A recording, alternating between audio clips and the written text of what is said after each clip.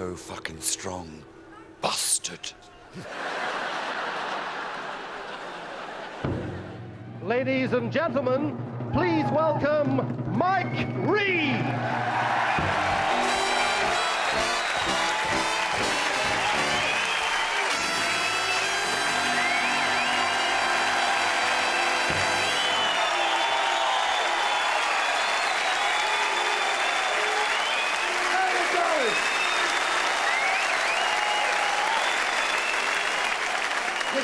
Listen. Shut up, Trappy.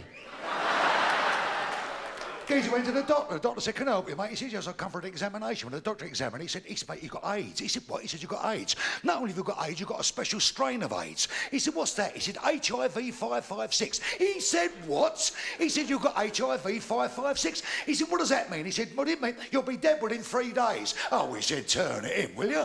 He said, I'm telling you, you'll be dead within 3 days. He went up to see his mum. He said, Mum, I've got HIV 556. She said, son, what does that mean? He said, Mum, I'll be dead within 3 days. She said, what a shame. He said, a shame? A shame? He said, come down to bingo hall with me. He said, the bingo hall? I've only got 3 days left. Down to bingo hall he went. He played bingo. He won everything. 4 corners, any line, top line, full house. Up come the national grid. £670,000 he won. The bingo hall caller said, son, I've been a bingo caller for 41 years. I've never seen anybody so lucky. He said, lucky? Lucky? I've got HIV 556. Fuck me, said the bingo caller, you won the raffle as well.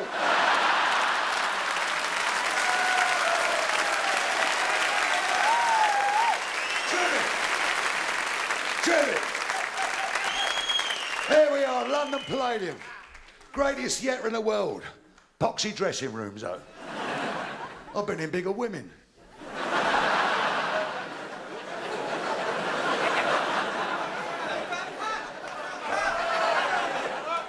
What's the difference between a penis and a bonus? Well, your wife will always blow your bonus.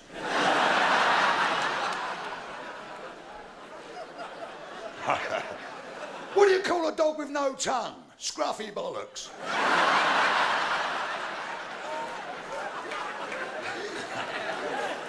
What's the difference between light and hard? Well, you can always go to sleep with the light on. This boy and girl punk rocker were talking. They were listening to some music. And the girl punk rocker said to the boy punk rocker, is that Johnny Rotten? He said, no, I've only used it twice.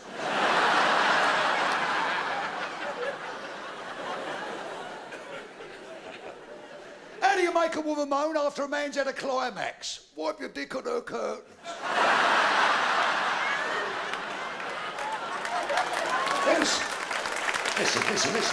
Listen. There was these 2 cows in the field, see, and it was a lovely day, the blue skies, little fluffy clouds, and all the birds were chirping. One of these cows went, moo. The other one went, you bastard. I was going to say that. Do you like silly stories like that, eh? 2 dogs were walking down the road. One dog said to the other one, do you use a rubber when you make love? The other one went, Durex. He said, no, I asked you first.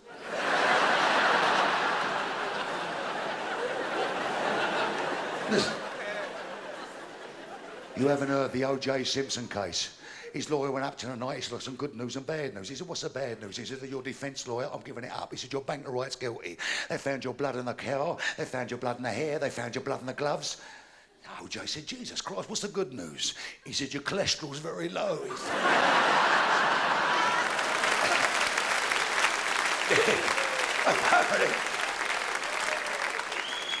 This Eskimo drove into an Eskimo garage. He said to the Eskimo mechanic, he said, the car's running rough. The Eskimo mechanic said, what's wrong with it? He said, I don't know. The Eskimo mechanic lifted up the bonnet. He said, I see the problem there. He said, what's the problem? He said, you've blown a seal. No, he said, it's frost.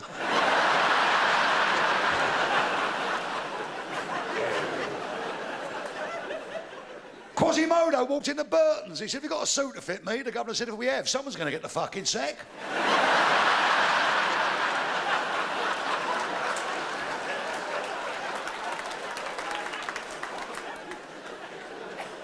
Quasimodo wanted his hump removed, so he walked in the doctor's surgery, walked up to the receptionist. The receptionist said, did you ring the bell? He said, don't take the piss, he said.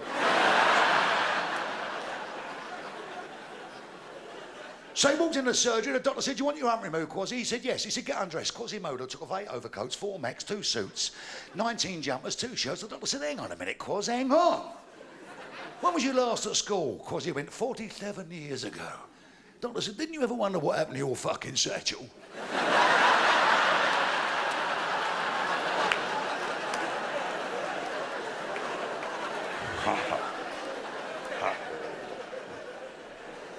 Anyway, I'm glad you're laughing. I don't know what I'm grinning about. I've got to go into hospital tomorrow. I've got to have a mole removed from the end of my dick. It's the last time I fucked one of them.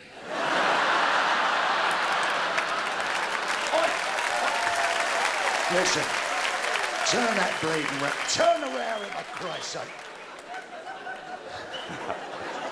Now it's nice to be here tonight. I met a mate of mine here tonight. I ain't seen her for a long time. Little old fella's got a bit of a stutter. I said, "How are you, Tom?" He went, I'm for fine. I said, "Have you got a job yet?" Well, apparently he's got a job. He's walking past this place. There was a notice in the window. Wanted salesman. He walked in, he said, "I want to be a set, I want to be a set, I want to be a set, I want to be a set." The governor said, "Look, I don't think you're really cut out for this, mate." He said, "Yeah, I want to be a set, I want to be." He said, look. He said, "Take these 10 Bibles." He said, "Go away." He said, "Come back in a month's time, let me know how you got on." An hour later, my mate walked back in. The governor said, "You haven't sold 10 Bibles in an hour." He said, "Look, take these 20 Bibles." He said, "Go away, come back in 2 months, let me know how you got on." 2 hours later, my mate walked back in. The governor said, "You haven't sold 20 Bibles in 2 hours." He said, He said, "Well, how'd you do it?" He said, "Well, I walk up to the door, I walk up to the door, I walk up to the door, I knock on the door. When a person comes down, I say, do you want to buy a Bible, or shall I fucking read you one?"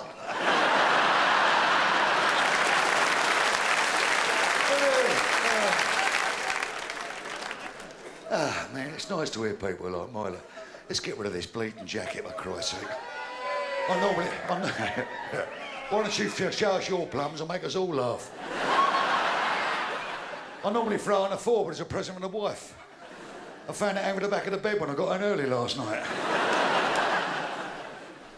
Yeah, nice to hear people grin, for Christ's sake. Oh, I mean, you must be like me, sick to death. Every time you go up in the morning, you open a paper, switch on the box, listen to the radio.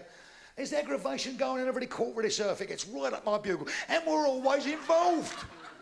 I mean, what was our last thing? Saddam Hussein, Desert Storm. Jesus Christ. Having said that, of course.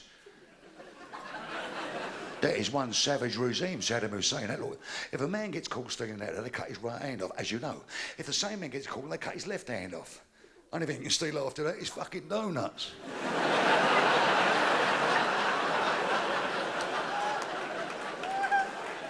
Yes, Operation Desert Storm. We were there. The Yanks were there. French sent 2 planes. They got fucking lost on the way. Germans sent 5,000 towels to lay on the beach. Italians surrendered just in case. 160 degrees in the shade, and the Irish sent 2 fucking icebreakers.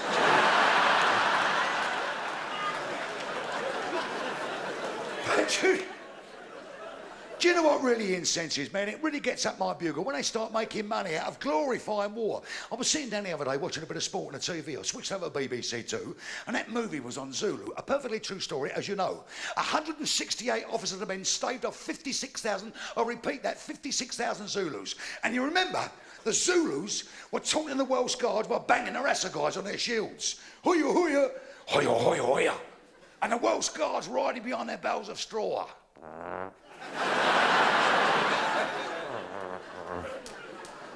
All of a sudden, behind a ridge, a dozen Zulus come out. They started to throw their assegais over. 2 Welsh Guards fell down. One on the spear at his shoulder, one on the spear at his sides. I'm right in the middle of it. Remember, perfectly true, up he got, Diarese, didn't he? Come on, boys. Let's give it a one. Men of Harlech. Remember? On came the Zulus. They started off 4 on poison arrows. There were soldiers dying, writhing their neck to the floor with these poison arrows. Some of the arrows were missing because they were dipped in Aramis. They had nothing to do with it. On they came. Di was still there. Men of Harlech. All of a sudden, you looked up the mountainside. You could not see a blade of grass. Just a sea of black bodies coming to these Welsh Guards. It didn't worry Di, he was still there. Man, all of a sudden up got the sergeant. He said, Di, for fuck's sake, sing them something they know.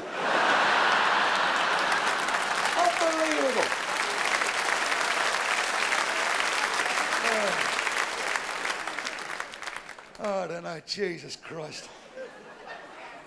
The army's not the same as it used to be, I'm sure. I know that I'm getting not young in years anymore, but I remember when I joined the army, going up to sign on and all that, going and sodding about, I went up for the medical. And there's about 4 or 5 geezers in front of me. The first one went up to the sergeant. The sergeant, what's your name, lad? He went, McCoy. He said, McCoy, what do you do delivering, lad? He said, I'm a puff, sir. He said, a what? A puff? What do you mean a puff? He said, I work in a candle factory, sir. I puff, puff, puff, puff, puff, puff, puff the candle, sir. Oh, he said, oh, candle factory. On your way, lad. Next one, what's your name? He said, McCoy, sir. He said, what are you delivering in, McCoy? He said, I'm a puff, sir. He said, another bleeding puff. He said, are you in relation to him? He said, no, sir. He said, right, lad. What, do you work in a candle factory? He said, no, sir, I work in a glass blowing factory. And I'm called a puff, because I puff, puff, puff, puff, puff, puff, puff, up the glasses. Oh, I puff the glasses, all right. Next, what's your name? He said, McCoy. You bastard, he said. He said, McCoy, what do you do for a living? He said, I'm a puff, you bastard, bastard, he said. He said, another puff, eh? You work in a candle factory? He said, no, I don't, you bastard, he said. Do you work in a glass blowing factory? He said, no, I don't. He said, what do you do then? He said, I'm the real fucking McCoy.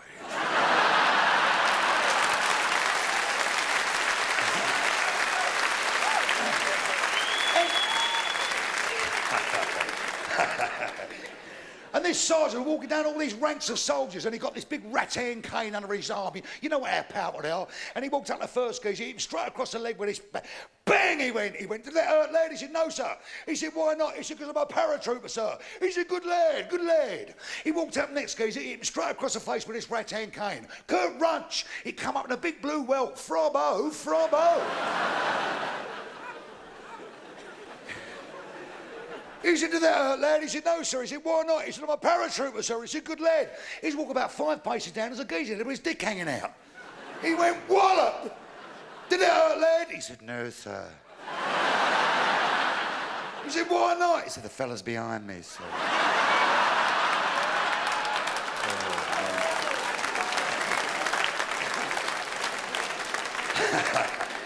Let's see what sort of orders we've got. Listen. Geezer went on holiday. He come back off holiday. His mate's waiting for him at the airport.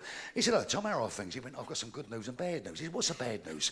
He said, your dog's dead. He said, the dog's dead? What are you talking about? It's only a pup. He said, well, the horse kicked it in the throat. He said, the horse kicked it in the throat? What are you talking about? What frightened the horse? Oh, he said, the stables were on fire. He said, the stables were on fire? And he just had a bleeding built. How did that start? He said, it was a smoke and flames from the main house. Oh, he said, don't tell me the bloody house has burned down. How did that occur?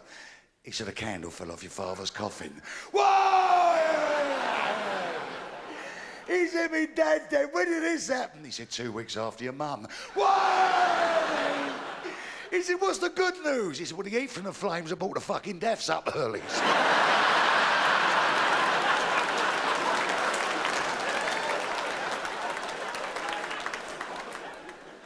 Geezer and his bird went round to his mate's house, rung the bell, nothing. Rung the bell again, nothing. He said to his bird, I bet he's bleeding forgot. He said, you don't think so? He said, yeah, I bet he's forgot. They both walked outside, he plunged his hands in his pocket, sat on the bloody wall. Half an hour later, his mate turns up with his bird. He said, where you been, Dave? He said, what are you talking about, where have I been? He said, where you been? He said, we're supposed to be going out at 7 o'clock. Oh, he said, Tommy, so I'm sorry I forgot. He said, yeah, you forgot. He said, I'm sick and tired of you forgetting. All the boys are, and your mum and dad. What's the matter with you? Where you been anyway? He said, I've been to one of these clinics. He said, what sort of clinic? He said, a clinic for improving your memory. Oh, he said, I'm glad you're doing something about it. He said, well, how do they do that? He said, it's all done by word association. You think of one word and it reminds you of another one. Oh, he said, great. Well, you are doing something about it. That's true. What was the name of the clinic? Oh, he said, okay. Oh, wait a minute, word association, that's right. What's the name of that flower with a long green stem with all thorns coming out of it and petals at the end? He said, a rose. He said, that's right. Rose, what was the name of that fucking clinic?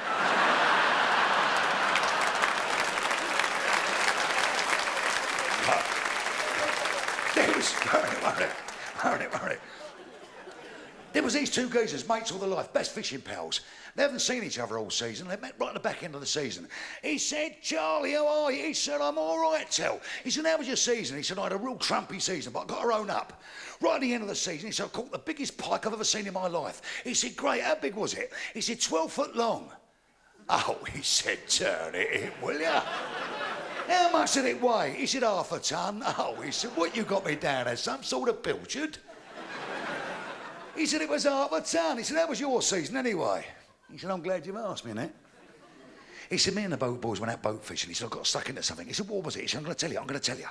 He said, I couldn't get it off the ground. He said, so all the fellas went to the back of the boat, and it took me 4 hours to get it to the surface. He said, what sort of a fish was it? He said, funny enough, it wasn't a fish. It was one of these lanterns off the back of an old Spanish galleon, and it must have been lying in silt for centuries because it was in pristine condition. So much so, the candle was still alight. His mate went, turn it in, will ya? He said, all right, you knock 6 foot off your fish and I'll blow the fucking candle out.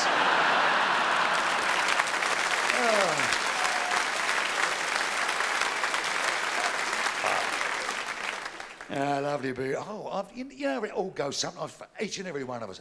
I've had 3 real trumpy weeks. Started off about 3 weeks ago Wednesday. I finished work and I'm going home and I fancy a Chinese. So I've gone in a Chinese, so I said, give us number 3, 14, 18 and 64, pal, will you? So how much is that? I said, you know, boom, I'll give him the money. So he went, what do you do for a living? I said, what? He said, what do you do for a living? Oh, I said, I'm a comic. And it's like, anybody you tell me you're a comic, oh, tell us a gag. You know, he's done the same thing. You tell me a joke. I said, what? I said, you tell me a joke. As he said that, the bleeding frying pan went boom. I said, your pan's on fire, pal. He said, what? I said, wok. He went, oh, who there?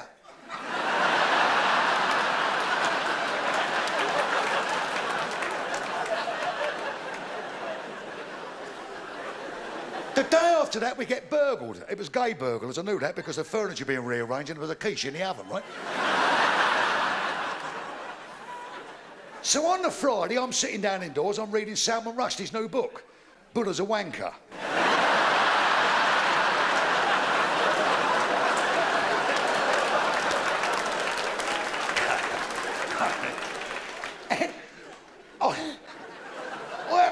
Looked outside, the car's gone. So I rung the old bill. I said, I've had the car nicked. He said, where was it parked? I said, outside. He said, alarmed? I said, I'm not too fucking pleased about it. Stupid questions. I go and buy another car. I bought a Ford Pubics. It's made out of old Corsairs, you know.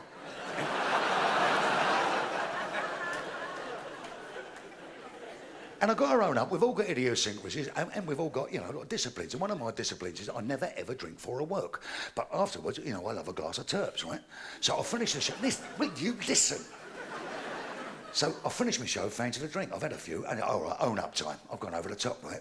I'm going home, it had been raining just before my house, there's a big roundabout. I've come up to the roundabout, put the foot on the anchors, it's gone to a 4-wheel skid, hit the roundabout side on, rolled over about 8 times, flattened the bus stop, right? Landed upside down on its roof under a lamppost. Up coming this copper. He went, are you drunk? I said, of course I'm drunk, I'm not a fucking stump man. What's the matter with it? Unbelievable.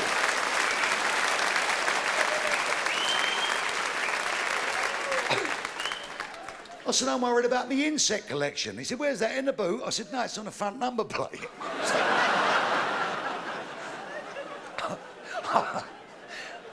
I went out again, I bought another car. I bought a Skoda 16 valve. That's 8 in the engine and 8 in the radio. It's got a heated rear window so you can keep your hands warm while you're pushing the fucking thing. You may laugh, you may char, but you know the Skoda was voted the safest car in the world. You might remember it. About 7 months ago, a geezer went over the cliff in a Skoda, fell 500 feet, the car smashed to pieces on the rock below. He got out and walked away unscathed, which only goes to prove nobody wants to be seen fucking dead in a Skoda.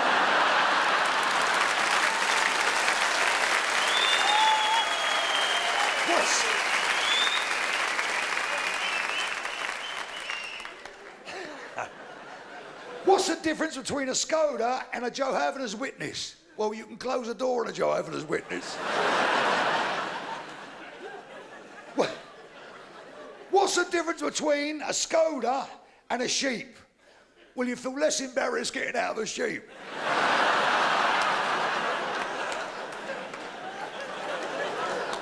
But I digress. Got another motor car. I'm coming out of the house the other night. It's pouring down the road. I got 2 miles from the house. There he was standing in the middle of the road, a copper like that. I thought he was never going to be fucking strong enough.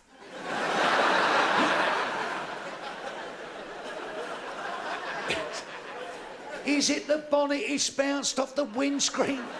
The rain's running on his face. He looked up at me. He said, "You're a silly boy, aren't you?" I said, "I ain't fucking laying out there in the rain, partner." Oh!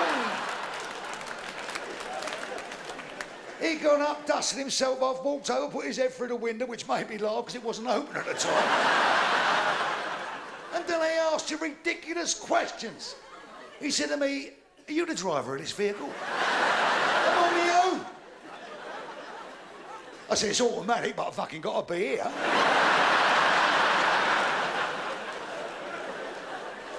Anyway, the day after that, I'm working. I fancy a drink. I've gone on this pub afterwards. In the corner's a bird sitting there. I mean, was it ugly? I mean, Trumpy, right? It had a face like a bulldog licking a thistle. Now, the only difference between this girl's face and a bulldog's face, bulldogs don't wear lipstick, right? And it's blowing down my ear. I want to talk to it. It's complaining about this, complaining about that. She says, "You know, every time I look in the mirror, I feel sick." I said, "Well, there's fuck all wrong with your eyes."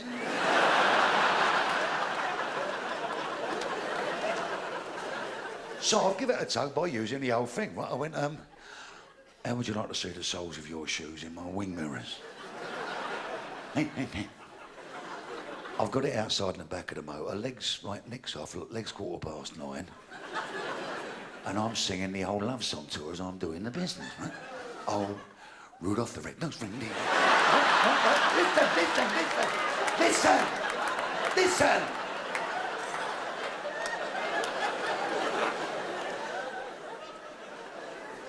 All of a sudden, on the window, open as a copper stand there. He said, "Good evening, sir." I went, he said, "What are you doing?" "Boss, I'm just necking up, sir." "So I see. Put your fucking neck away." He said, "Blow into this." I turned it in, I'd just thrown it out.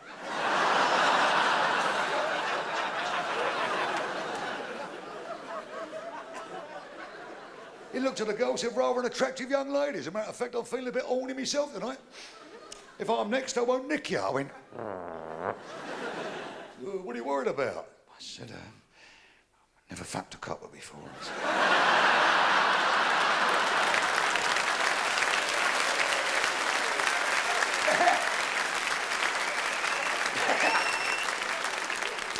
He must have been feeling a bit lonely because he asked me to accompany him down the station, see? And then they asked the ridiculous questions they do. He said to me, "Give me your name." I said, "What am I going to fucking use?"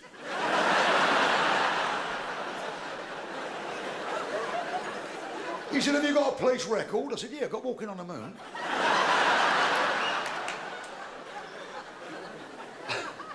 I said, "What are all these photographs out around here?" He said, "They're all photographs of wanted criminals." I said, "Why did you nick them when you took their fucking photos?"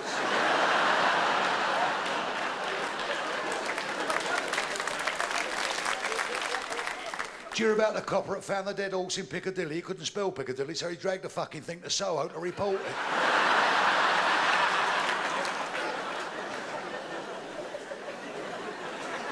It don't end there. It's a long way for me to come, so anytime I got half a decent journey, my missus always makes me a sandwich, see? So out here, I said to my boy, "Get the sandwiches out." Well, I had one bite of this. It was as rotten as a pear. I rang Mum up. I said, "What the bleeding hell was in that sandwich?" She went, "Crab paste." I said, "Where'd you get it?" She said, "The chemist." Sir,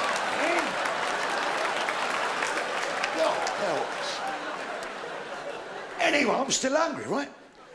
So we pulled up and gone to one of these little thieves, right? Now. And you get all that bullshit. I'm standing in the queue, the waiter come up, table at 4, we sat down, which really annoyed me. I didn't know who the fucking other 3 were, right? You know what I mean? Halfway through the meal, the waiter come over. He said, "Everything all right?" So I said, "No, it ain't." He said, "What's wrong?" I said, "I can't sell my house." Anyway.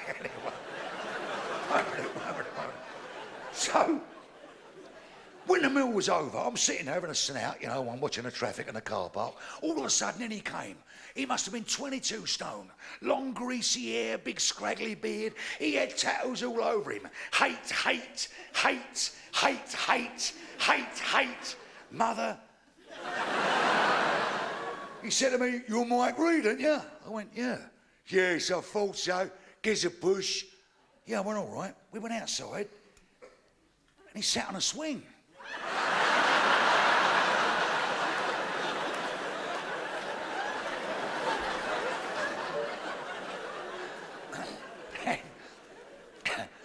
And I come out there, none of us like to do, so I run a bloody cat over. I was gutted. I pulled up, I found out where the woman lived, and knocked on the door. I said, "I think I'll run your cat over, love." She said, "What did it look like?" I went.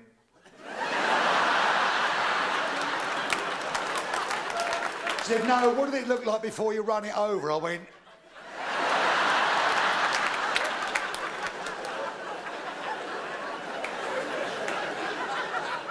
So he eventually gets up here. I've got £5 on me, so I thought I'd book in an hotel. What a diet. I thought it was going to be a posh place, because when we walked in, there's two fellas in the corner playing shove excess. So, will you listen, for Christ's sake? I've gone upstairs. What a small room. I mean, tiny. I put the key in the lock and broke the fucking window.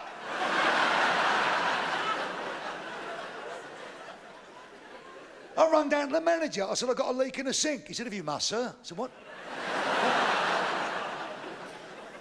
I said, "I want a sheet on the bed." He said, "There's a toilet down the hallway." I said, "What?" I said, "I want a sheet for the bed." He said, "You have to ring housekeeping." I looked around, there's a little notice on the wall, "Press for service." So I pressed it. Fucking tennis ball hit me in the eye. I'm coming across the road here. This prostitute come up to me. She went, "Hello." I went, "Hello, sweetheart." She said, "Would you like to sleep with me at £50? Well, I said, I'm not all that tired, but I could do with the money, you know.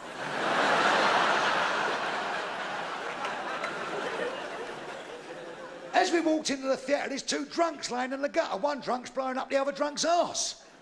This copper come up and said, "What are you doing?" He said, "I'm giving him the kiss of life." Copper said, "Shouldn't you be at that end?" He said, "You smell his fucking breath."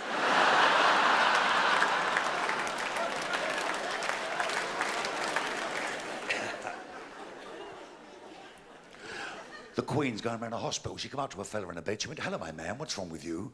I said, "I've got a ball on me plums, Your Majesty." To the Queen, to the Queen. The matron's dragged the Queen away. She come back to this guy. He said, "What's the matter with you?" He said, "What are you talking about?" He said, "That was the Queen." He said, "I'm well aware of who it was." He said, "You don't tell the Queen you had a boil on your plums." He went, "All right, trap-a-lots." "What should I say?" He said, "Tell the Queen you had a bruise on your back, a cut on your arm, a boil on your leg, but not a boil on your plums." He went, "All right, Murphy." 5 months later, Princess Margaret is going around the same hospital, come up to the same geezer in the same bed. I said, "Hello, my man, what's wrong with you?" I said, I said, "I've got a bruise in my back." She said, "I'm glad to hear your bollocks are better." That's all. Of course, that's all.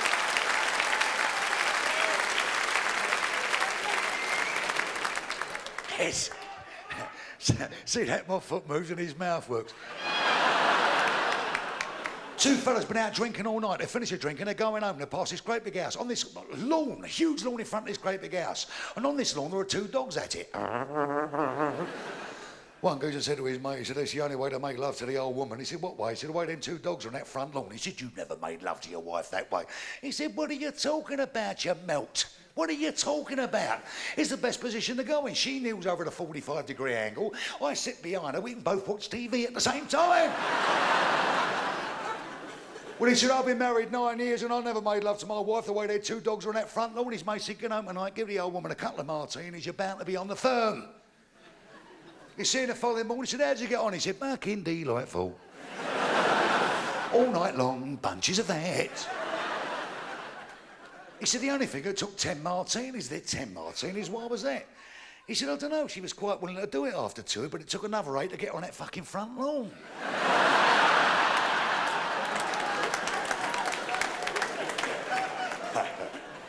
Picture the scene. Picture the scene. It is now 12 o'clock midday. This postman has been on duty since 5 a.m. in the morning.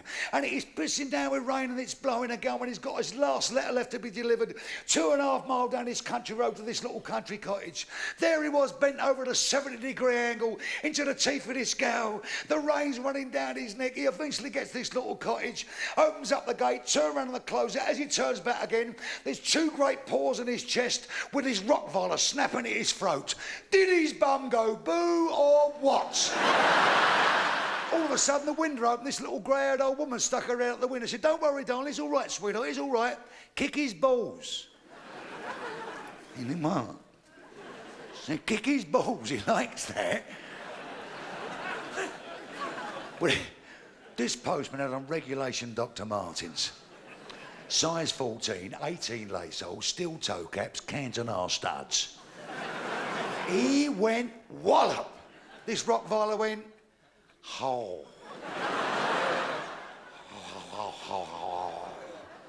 Little old lady said, "You're in trouble now."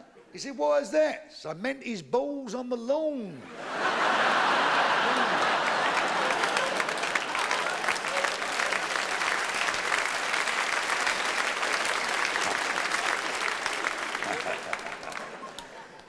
The weather's been great, hasn't it? I don't give monkeys about the bloody water. We had a summer 4 months. Terrific. That's what we deserve over here.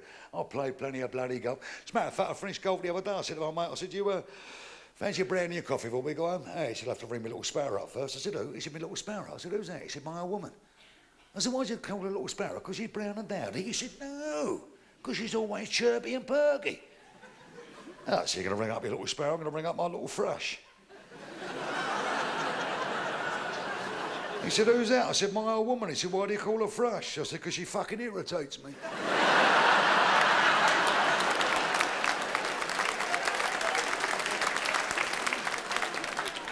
It was her birthday last week. I said, "What do you want for your birthday?" He said, "I want a divorce." I said, "I weren't thinking of spending that fucking much." And I tried to make up for it. I tried, I swear. I went home the following day with a big bunch of flowers. She went, "I suppose I've got to open my legs for them." I said, "You got a vase?"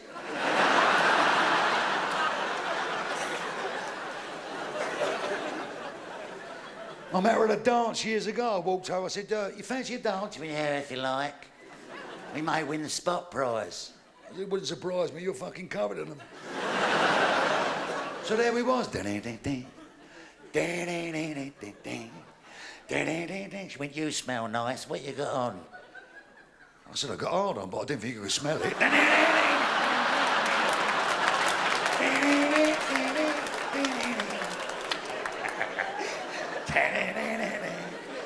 I said, "How you like your eggs in the morning?" She said, "Unfertilised."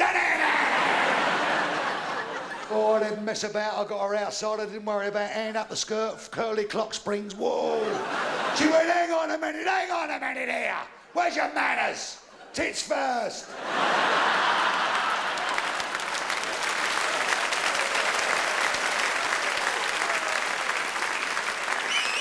I got her outside. All of a sudden, the fence went over. A geezer came out and said, "You broke my fence. That cost you £20. I said, "I'm only paying a tenner. I was fucking pushing the other way."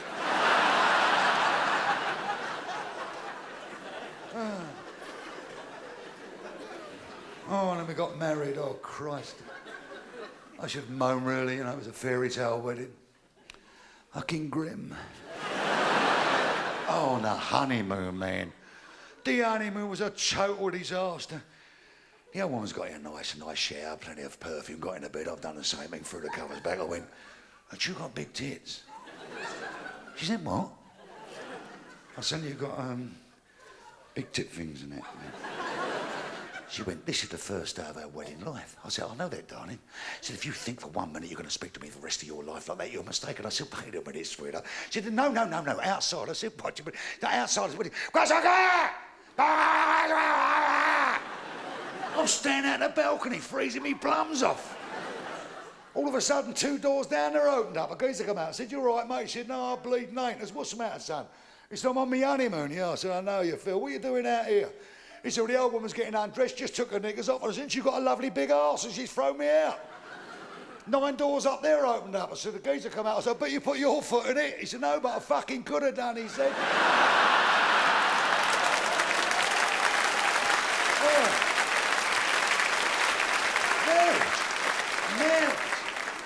Jesus Christ. I didn't know what it was like to sleep on my own till I got married. I mean, this may sound like a chauvinist remark, it may sound like it, but what is the point of us fellas getting married? Especially me, I don't understand it. In my case, I might as well have gone out, found a woman I couldn't stand and bought her a fucking house.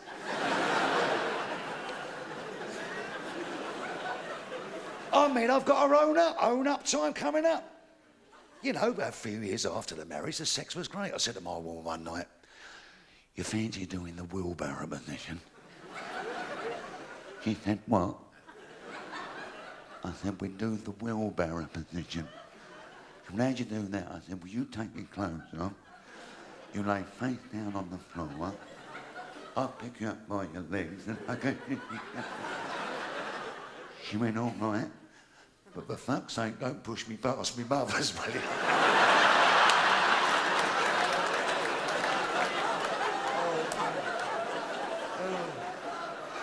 Oh, that was it, man. As a matter of fact, my old woman's legs have been together longer than the shadows. Do you know what her idea of oral sex is? To sit me down and fucking talk me out of it. And she ridicules me, man. She at every given opportunity. She's got a new nickname for me now, ever since I've had a vasectomy. She's named me after a bottle of sherry. Sitting there the other day, "Oi, dry sack."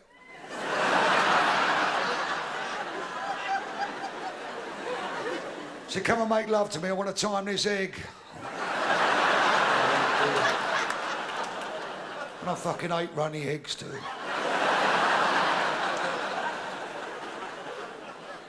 Said, "You make love like a video recorder." I said, "How's that?" She said, "Fast forward, pause and eject."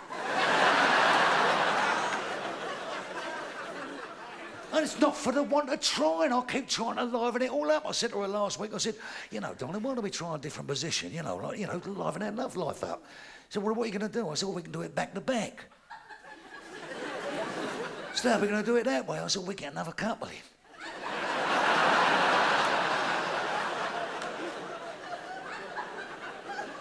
She said, "I've got a better position." I said, "What's that?" She said, "You come and stand behind this ironing board and I'll lay on the couch scratching me bollocks."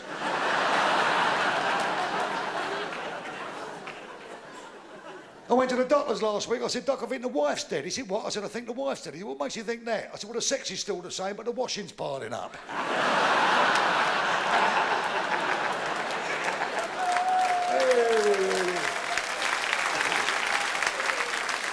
Will you listen?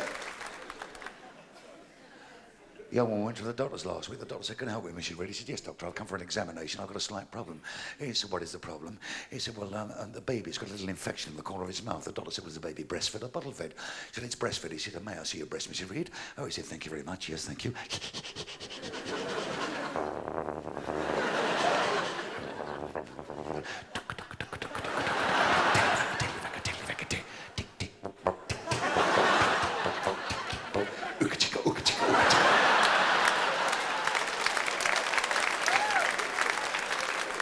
He said, "I'm not embarrassing you, Mrs. Reid." He said, "No, it's rather nice, actually, doctor. But it's the daughter's baby I've come to see you about."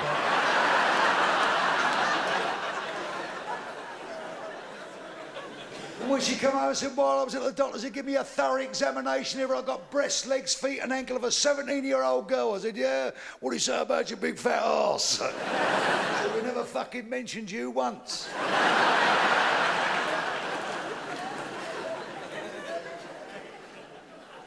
And when I look back at a married life, you know, I mean, for years, you know, when we first got married, we was trying for a family, nothing.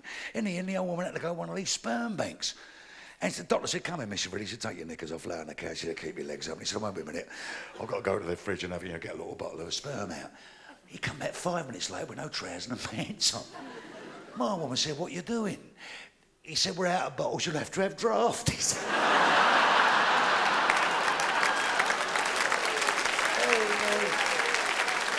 see,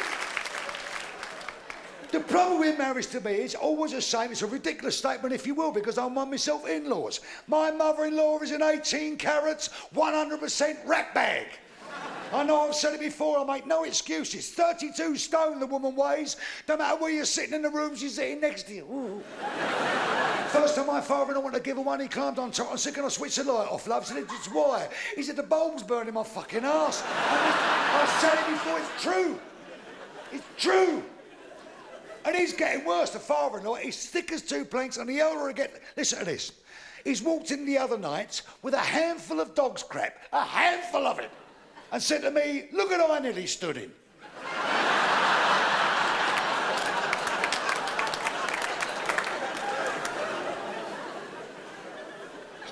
2 years ago, I bought him a metal detector. He was down 60 feet before he realised he had steel toe caps on. Listen to this, listen to this, listen. He went for a sauna the other day, walked in his shop, took his clothes off. When the steam cleared, he was in a fish and fucking chip shop. He's unbelievable. And you know what it is with families? I mean, when you're involved or you're sitting down, and believe it or not, I've never been a nosy people. I never stick my trunk in anybody else's business. But sometimes you can't help earwigging because it's right happening around you.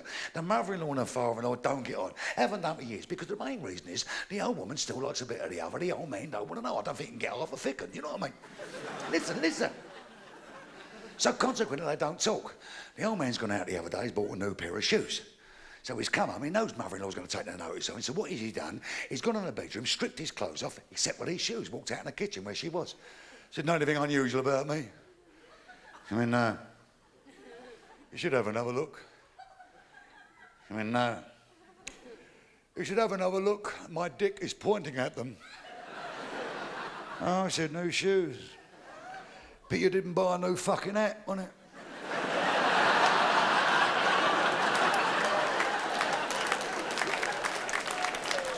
He's murder. He's man. The stories go back for years since he was a bloody toddler.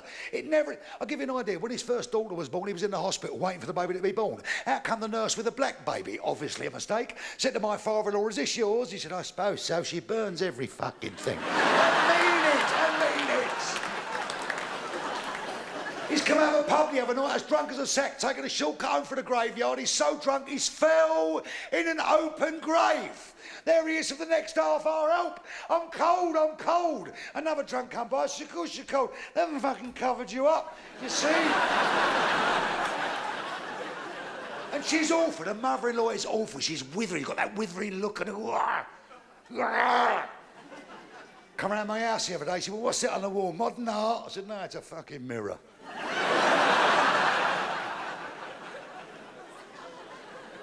And I'm a lucky boy. That's not a facetious restatement. I mean it with great sincerity. I really am. I've got a little cottage. I live in the country in the middle of a tiny little village. We've got a local pub called the Cricketers. The governor's name is Graham. He was in it tonight. Somewhere are you, Gray? Yeah, he's in it tonight. There, Graham down there. Lovely man. Nice bit of entertainment. On the odd occasion, he gets... we all get going there. Game of darts, game of pool. Thoroughly enjoy it. As I say, on the odd occasion, Graham gets a bit of entertainment in there. Last Saturday night, there's a bit of entertainment. I'm not working. We're all in there. Kids, in-laws, outlaws, everybody's there. In comes the entertainment.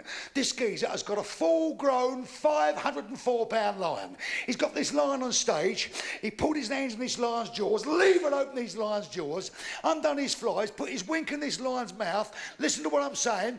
Reached into his pocket, pulled out a 4-pound steel club hammer. He's hit this lion right on top of the biscuit. Wallop! This lion's jaws have closed a 1/16 of an inch either side this geezer's dick. He said, there you are, ladies and gentlemen, a very difficult and dangerous trick. Anybody in the audience like to try that? I will give them £100. My mother-in-law got up and said, I'll try it, but don't shoot me on the head as hard as you hit that fucking lion. Jesus Christ.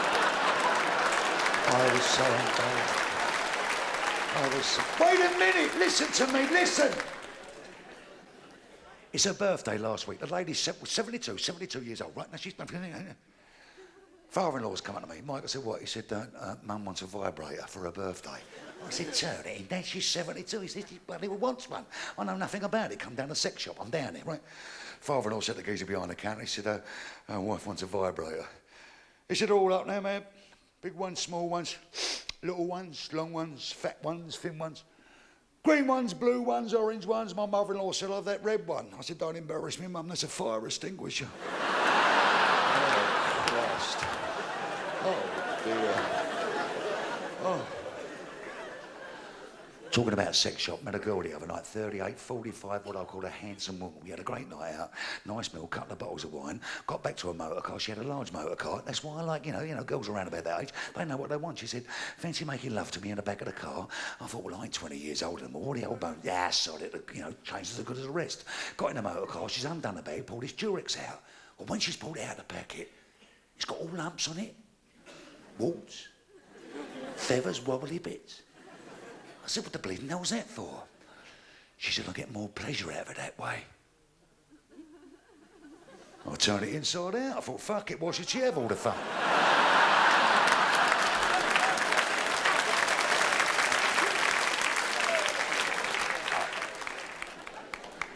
Geezer walked in a restaurant, he went up to a fella, he said, don't I know you, mate? He said, no, I don't think so. He said, yeah, aren't you John Barnes of Liverpool Football Club? He said, as a matter of fact, I am. God, he said, I'm so pleased to meet you, I really am. Do you know Ian Rush?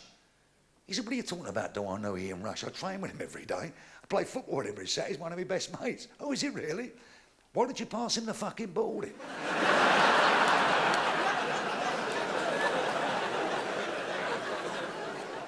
This big black girl was sitting on a stool in a nightclub, and this black fella come past, he had 2 pints of beer in his hand. As he walked past, he went, hold on, woman, you fucked in my whitbread. She said, no, I'm Tessa Sanderson.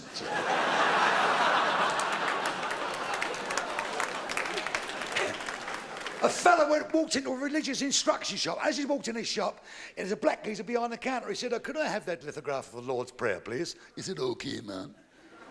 He said, how much is it? He said, 48 pounds.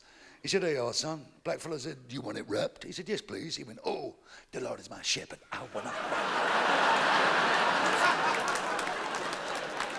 I know enough time now. We live in a multiracial society. We've got to accept it, and that's the way the things are. But there are always the last bastions, well, of snobbery, if you will. This black fella wanted to join the golf club. So he sat there in front of the secretary. The secretary said, can I help you? Yes, I said, I want to join the golf club. He said, no, the club that you want is the municipal, and it's 5 minutes down the road. No, he said, no, no. I want to join this golf club. The secretary said, watch my lips. Watch my lips. The golf club that you want is a municipal, and it's 5 minutes down the road. This black fella put his hand in his pocket. He wore the notes out like that. He said, I want to join this golf club, and my name is Linford Christie. Oh, he said, I'm terribly sorry, Mr. Christie, I'm embarrassed. In that case, it's 2 minutes down the fucking road.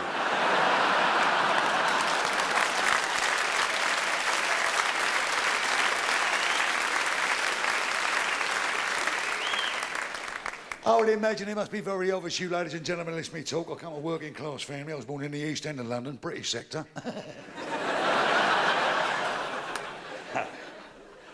Raised up round here by my old nan and gran. I always talk about my nan because she'd been dead and gone many years, but I miss her to this day. I loved her so much. Wonderful sense of humour, my nan.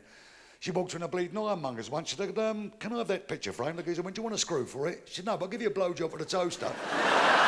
She had that, you know what I mean? That homely sense of humour.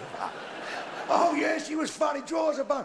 And I tell you, my nan was also a very, very sexy woman. I remember at the age of 60, I mean, she had no meat on her bones, lovely complexion, and she was making a cup of tea one day in the kitchen. All of a sudden, the room went pitch black.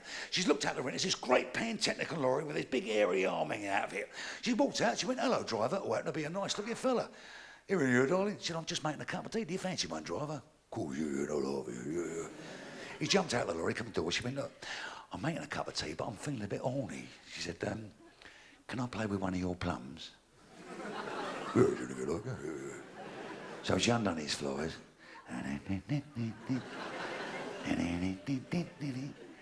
She said, you like that driver? Cool. He said, it is absolutely delightful. I said, can I play with the other one? Yeah. He said, go on, help yourself. How's that, driver? He said, that's unbelievable. She said, good. Well, don't fucking park there again.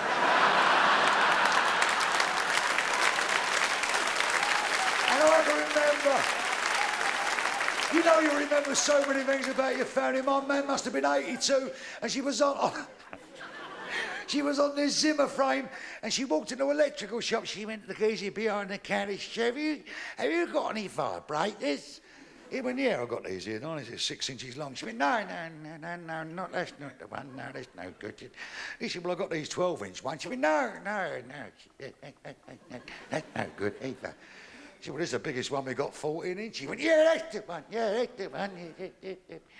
How do you switch it off?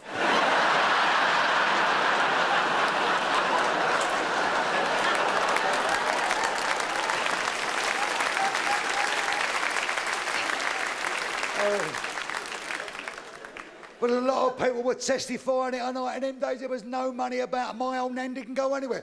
As a matter of fact, I remember my nan telling me my granddad and nan were sitting in the kitchen one night. The gas oven blew up. It blew my nan and granddad through the roof. And my nan swears that was the only time they went out together for 18 years. And you know what it was like in them days? Huge families. I mean, 12 was not a vast family. 16, 17 kids. And once the kids had grown up, the old man didn't want to know. As long as he had a few copper coins, he was down a pub. Sex didn't come into it anymore. And my nan went down Ridley Road Market one day, and she found one of the, well, we had never any black or brown people, but she's found one down there. All the robes on, full turbo. And he had this pipe and this wicker basket. He went... And a rope come out this wicker basket. My nan said to him, will that work on anything? Bang,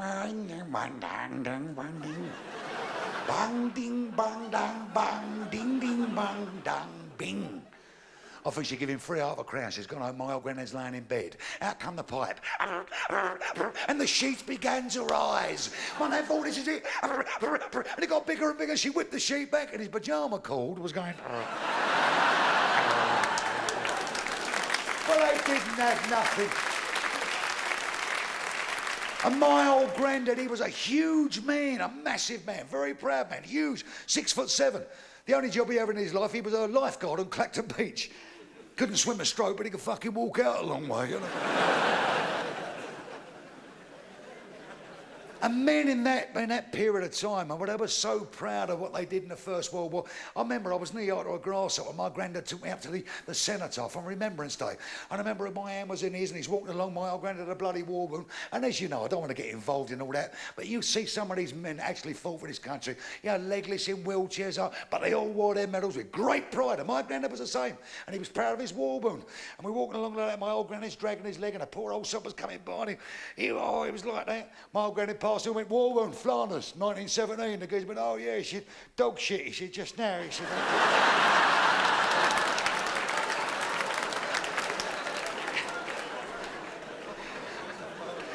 Oh, but he had a great sense of humour. He was dry, because if you remember, there was among my age, people in them days, there were so many characters about. He didn't have to come to London, any big town, there were lots of characters. My granddad was a character. He was talking to this Yank once, he said, Yank said, hey, Charlie, he said, what's that building up there? My old granddad said, it's an hospital, son. He said, you know, back home in the States, we've got them 10 times that big. My old granddad said, I ain't surprised, son, it's a fucking mental hospital. Yeah. He said, now just hold on a minute here, Charlie. That's a little unfair. America's a big place. We've got a place there in America called the Grand Canyon. You stand one side, you shout across, it's 3 days before you get the answer back. My old granddad said, I know what you mean, pal. We blew the bugle in 1939. You never fucking heard it in 1941. Yeah. Oh, listen. My granddad was walking down the road one day. He's come round the corner. He's confronted by this huge funeral. And this funeral was being led by this great big Rottweiler. And it was all drooling at the mouth. It had them big spikes around its neck. And behind the bleeding Rottweiler were 6 guys carrying this coffin. And behind this coffin was 894 men, all in black with the black ties. My granddad said to the geezer, he said, what's going on? He said, it's my wife's funeral. Oh, he said, oh, mate, he said, I'm sorry. He said, I didn't realise. Your wife's funeral? He said, yeah. He said, what happened? He said, well, he said, the dog killed her. He said, the bloody dog killed her? What happened there? He said, well, it's my third wife. He said, and everything goes all right for a little while, and as soon as the wife starts moaning, the Rottweiler leaps at her, rips her throat out. My gran said, couldn't borrow that dog, could I? Fella said, get back in the fucking queue.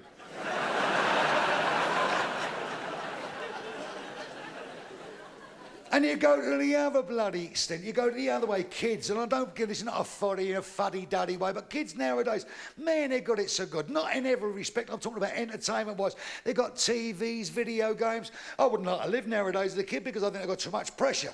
But I mean, their education, 40 in a class these days, that's a lot of kids. When I was a youngster, 197 in my class. By the time they called the register, it was fucking playtime. School days. Remember the first time I had sex? I was on my own.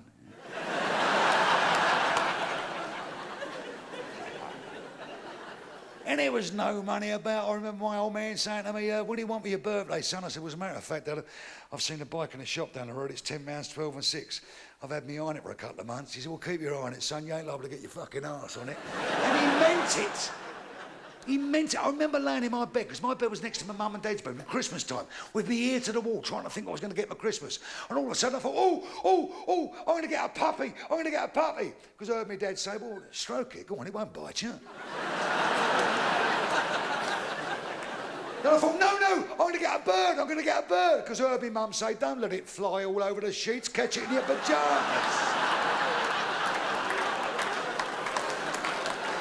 And I thought I'd investigate further. I've opened my door, got to my mum and bedroom door, opened that up. I was absolutely gutted.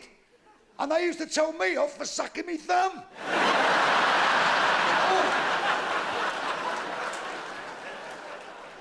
One of the great things I've found in life, and I say this with sincerity, being a granddad, man, that's bloody wonderful. I'm talking about all you young fellas out there with families. You know, you've still got fire in your belly, you're out there earning your money to keep the family, and you still like to go out over your pint. And so what I'm trying to say is, you miss that wonderful transitional period from a baby in arms to when they start to grow up. That's the great time. But fortunately, if you become a granddad, life gives you a second bite of the cherry. Because as a granddad, you can pour that love and attention. I'll give you an idea. This old granddad in Germany, he's got his grandson on his lap, and they're going through a photograph album. Isn't this my grandson? Is when I was in the German army. He said, is that when he was a Nazi, Granddad? He said, I was never a Nazi. Never a Nazi. He turned over. And this, my grandson, is when I was in a tank regiment in Romania. He said, is that when he was a Nazi, Granddad? He said, I was never a Nazi. Never a Nazi. He said, and this, my grandson, is when I was at a Hitler rally. He said, is that when he was a Nazi, Granddad? He said, grandson, I was never a Nazi. He said, but Granddad. He said, you're doing that? He said, yes. There was a reason for this. On this particular occasion, Hitler was saying how Germany would be the greatest nation in the world. We would rule the world. And all we had to do was work 18 hours a day with no tea breaks, no lunch breaks, and no money. And all I said was, here, hang on a fucking minute. And will you stop that? Listen. And I guarantee you, anybody that's got, kids out there, if they're left home or they're teenage, at some stage in the game, whether it be male or female, I've dropped you in the cart. Guarantee it. My wife's sister, Margaret, used to stay with us all the bloody time, weekends. And my Mike was going to the bathroom one day where my missus was. He said, Mummy, why has Daddy got two winkles? She said, I only got one, darling. He said, no, he's got two. She said, don't get upset, darling. What are Daddy's two winkles? He said, he's got a little one that he goes for a wee-wee with, and a big one that he cleans Auntie Margaret's teeth with.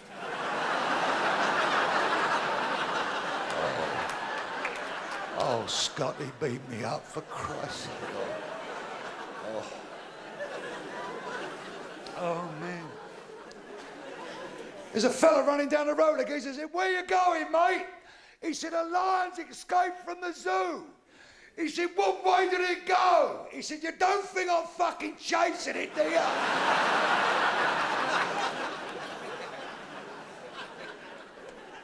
Do you hear about the professor that invented the self-lubricating pussy? He wrapped it up in a parcel, took it home to his old woman, she unwrapped it and said, what am I supposed to do with this? He said, teach it to cook and fuck off.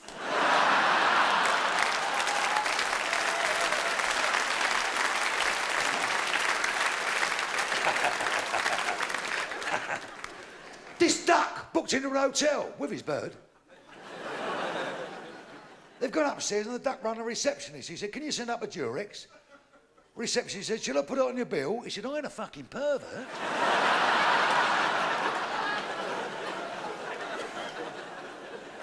There was this German-Japanese fella in a paddy talking about technology. All of a sudden, they're talking, the phone went. This German took a pen out of his pocket and went, "Hello, Berlin, yeah. Danke, yeah. I will ring you back tomorrow, thank you." He says, "There you are, gentlemen, German technology. The phone in the pen." As he put it away, the phone went again. This chap took a tooth out. "Hello, Tokyo. Hi. Hi. So there you are, gentlemen, Japanese technology, phone in tooth." Paddy went, "Hang on a minute. I got a fax coming through."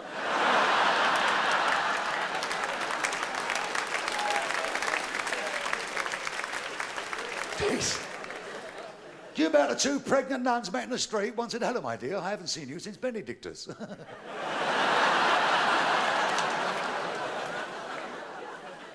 you about the monk who caught his dick in a bell rope and told himself off? No. Do you know what? This...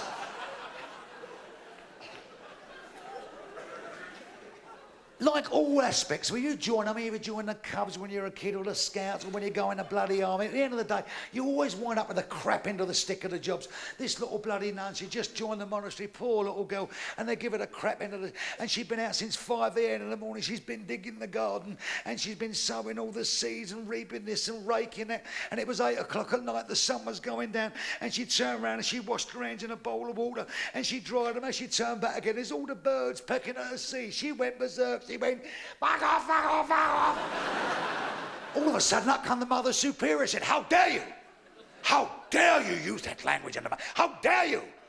You say shoo, shoo. Then they'll fuck off."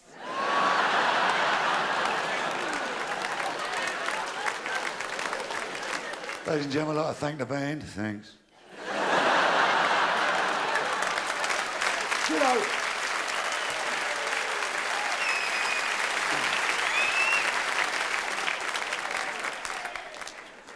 What about the geezer guy lying in bed with his bird? He's giving her a service. She went, "I'm kinky." He said, "So am I." She went, "Squeeze me boobs, squeeze me boobs." And I squeeze a little bastards. She said, "Bite the nips, bite the nips." "Get the cheeks of my arse, pull them apart and slap them." So it's come out. He said, "Not surprised, I've forgotten what I was fucking doing."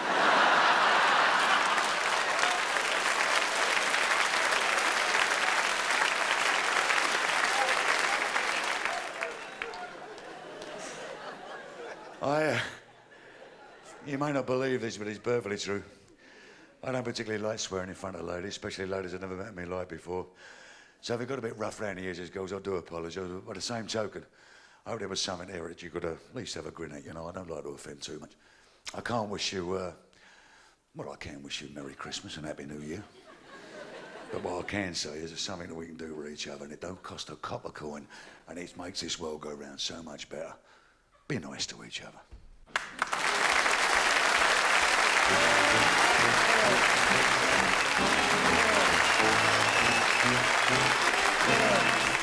Pack up on my cares and woe.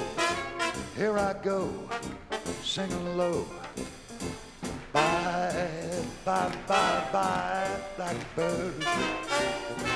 'Cause where somebody waits for me, sugar is sweet and so is she. Bye, bye, bye, bye, bye, blackbird. Hey, no one here can love or understand poor me. Oh, what hard luck stories they all hand me. Light my bed and light the lights. I'll arrive late tonight. Blackbird, ba ba ba ba ba ba ba. Yeah. 'Cause no one here can love or understand for me. Oh, what hard luck stories they all hand me. Make my bed and light the lights. I'll arrive late tonight. Blackbird, I said blackbird. I'd like to leave you with a passing thought, something to make you think. If New Age travellers like travelling, why the fuck do they moan when the police move them on? Blackbird. Bye-bye.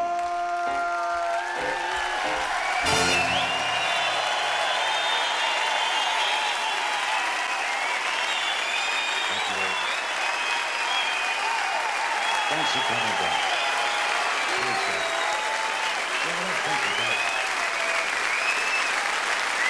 Good night, God bless.